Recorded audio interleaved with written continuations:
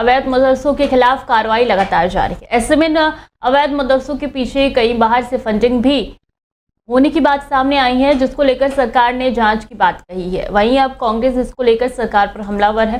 पूर्व मुख्यमंत्री हरीश रावत ने कहा है कि अगर बाहर से फंडिंग हो रही है तो सरकार क्या कर रही है, इन्होंने क्या चूड़ी पहन रखी है। उन्होंने सवाल किया है कि अभी तक क्यों नहीं रोका गया, क्यों कार्रवाई नहीं की गई। ये कैसी सरकार है कि 8 साल से इन्हें पता तक नहीं चला है। अगर मदरसे अवैध है तो 8 साल से क्यों चलने दिया गया है। ठीक रमजान के महीने में ईद के दिनों के समय अचानक याद आई है। कई हमला उन्होंने किया है सरकार पर। सुनिए।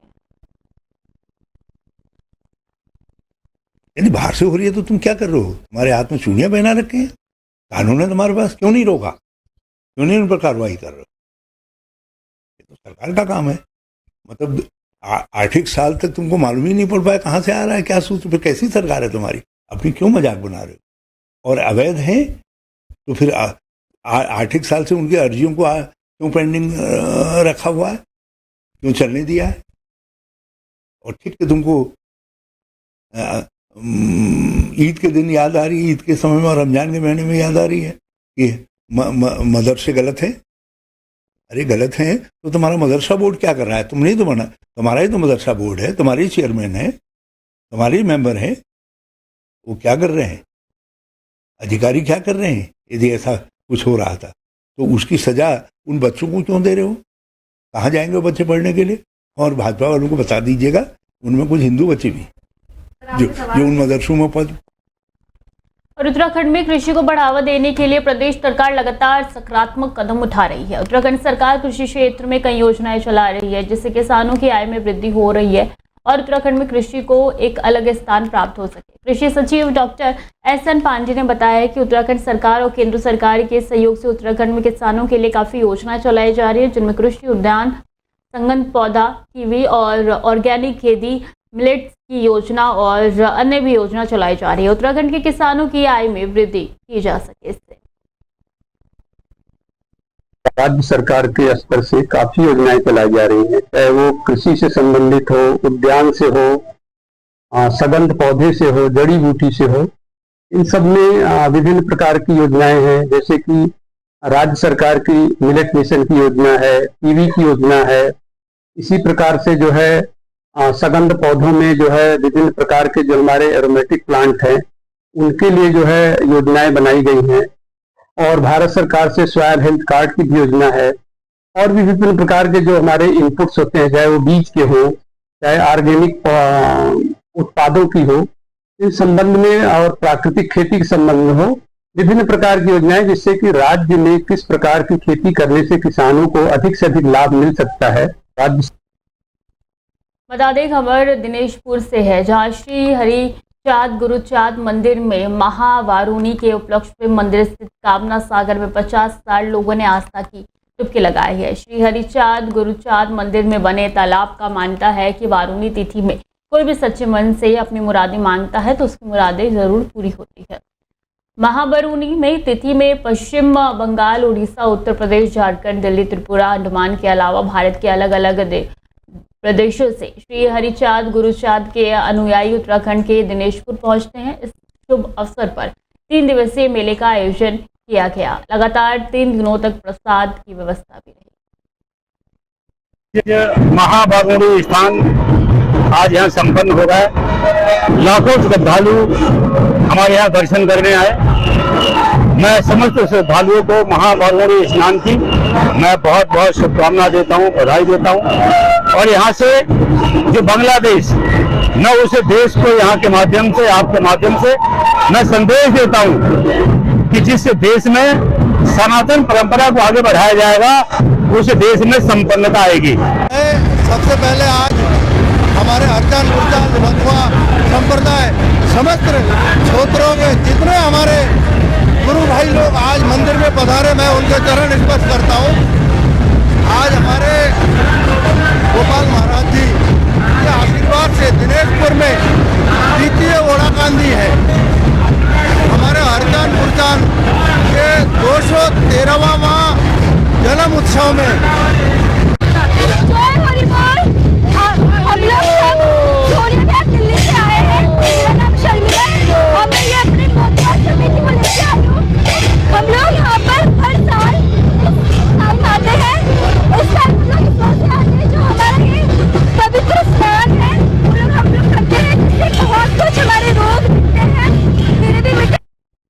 हल्द्वानी की खबर है, जहां काठ गोदाम के खेड़ा क्षेत्र में हुए जेवरात चोरी के मामले में पुलिस ने 3 शातिर चोरों को गिरफ्तार किया है। साथ ही पूरे चोरी किया गया सामान भी बरामद कर लिए गए। पुलिस के मुताबिक घटना में 6 मार्च 2025 की है, जब शिकायतकर्ता अजीम खान अपने परिवार के साथ नवाबगंज बरेली गए थे। 8 मार्च को लौटने पर उन्होंने देखा कि उनके घर का ताला टूटा हुआ था और अलमारी में सोने चांदी के आभूषण चोरी हो गए थे। इस मामले में काठ गोदाम थाने में FIR दर्ज कर जांच उप निरीक्षक मनोज कुमार को सौंप दी गई है।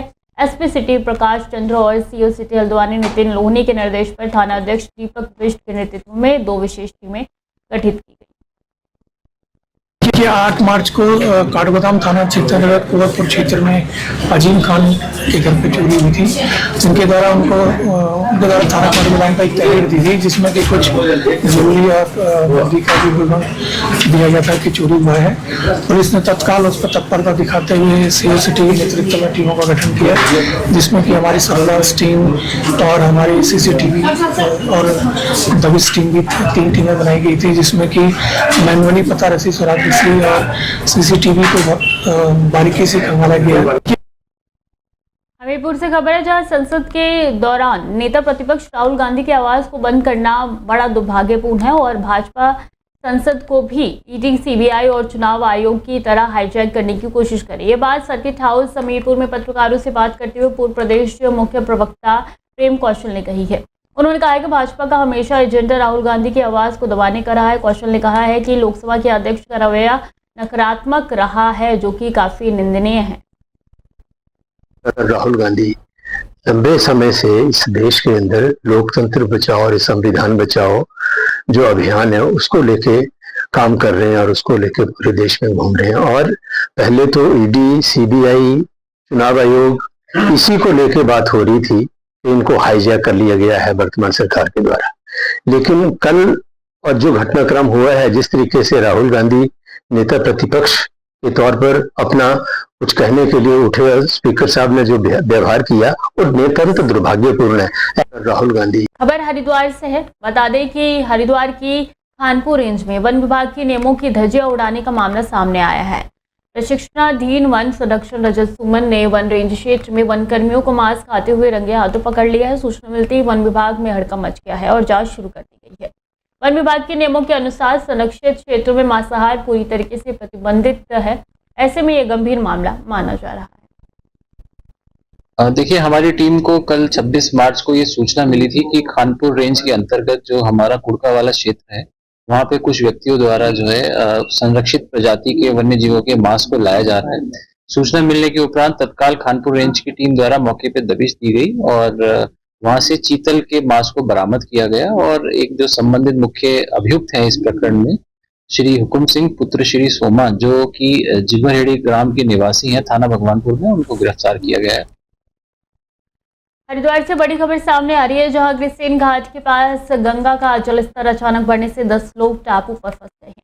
देखते ही देखते हालत गंभीर हो गई है, लेकिन मौके पर पहुंची जल पुलिस की टीम ने तत्परता दिखाते हुए सभी को सुरक्षित रेस्क्यू कर लिया है। हरिद्वार पुलिस प्रशासन ने भी जल पुलिस टीम की सराहना की है और लोगों से अपील की है कि गंगा में नहाने और किनारे पर जाने के दौरान सावधानी बरतें और प्रशासन के दिशा निर्देशों का पालन करें। खटीमा से खबर है, जहां बता दें कि उधम सिंह नगर खटीमा में पीलीभीत मार्ग की हालत सुधारने को लेकर जिलाधिकारी खटीमा रविंद्र सिंह बिष्ट को ज्ञापन सौंपा गया है। गौरतलब है कि खटीमा पीलीभीत मार्ग की हालत जगह जगह गड्ढे होने के कारण आए दिन दुर्घटना होने का भय बना रहता है और पूर्व में भी सैकड़ों दुर्घटनाएं हो चुकी है।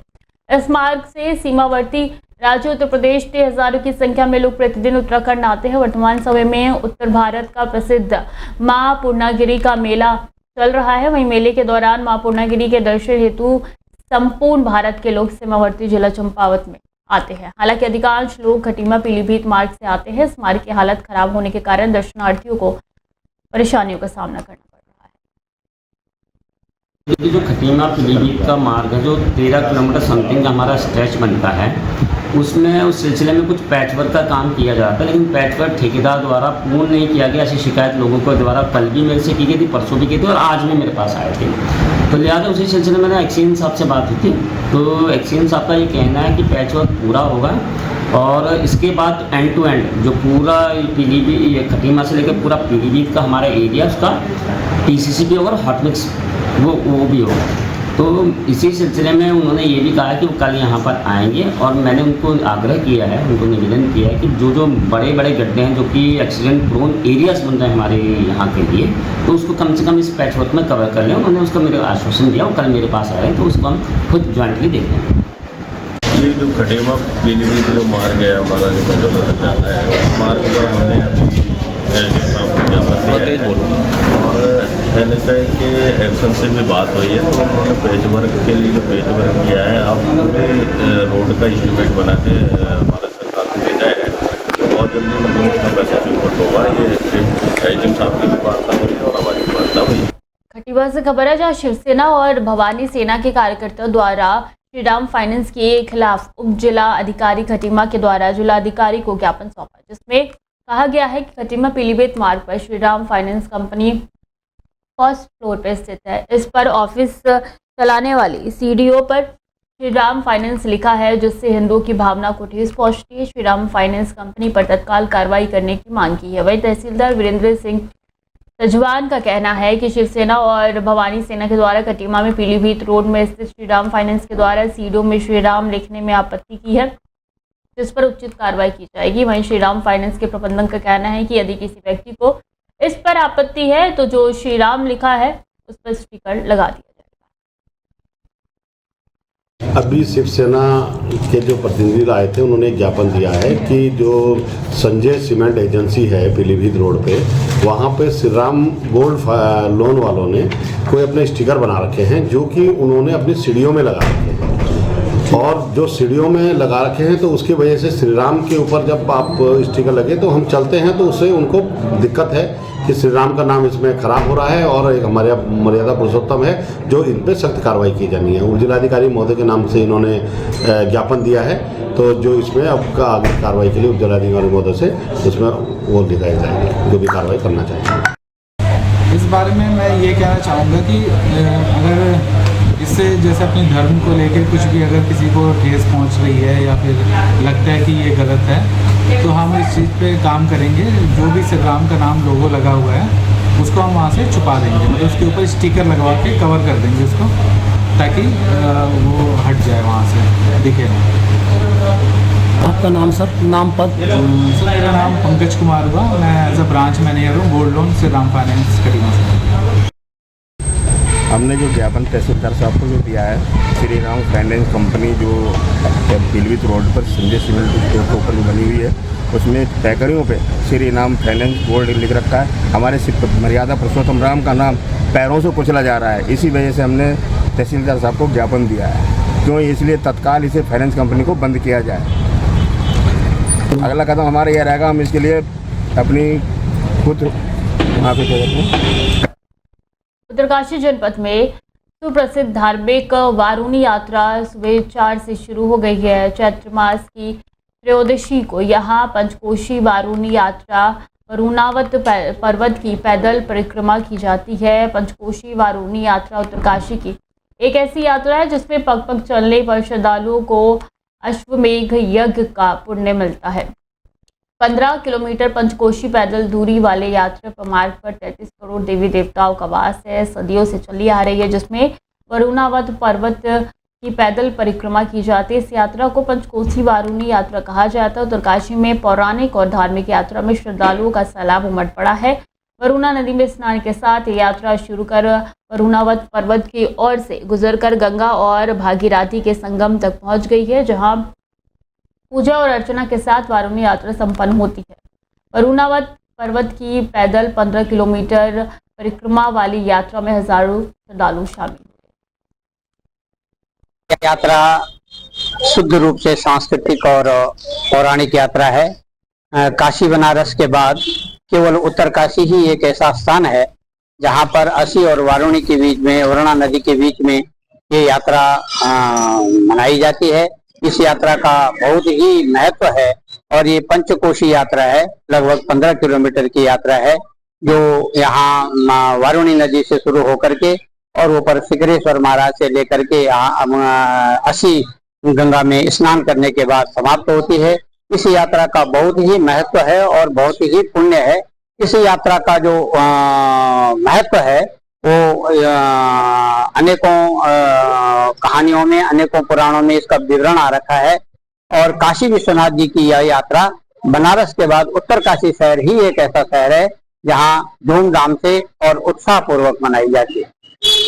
नाम है संजना, मैं चिनियाली शोर से आ रखी। मेरे गांव में खान मैं करने आ रखी बारूनी यात्रा। मैं दूसरी बार आ रही इस बार।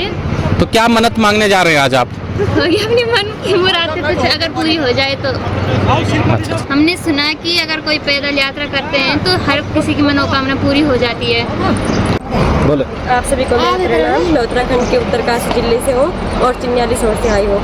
तो गाइस हम यहाँ पे पंचकोशी यात्रा वारुणी की यात्रा करने जा रहे हैं। ये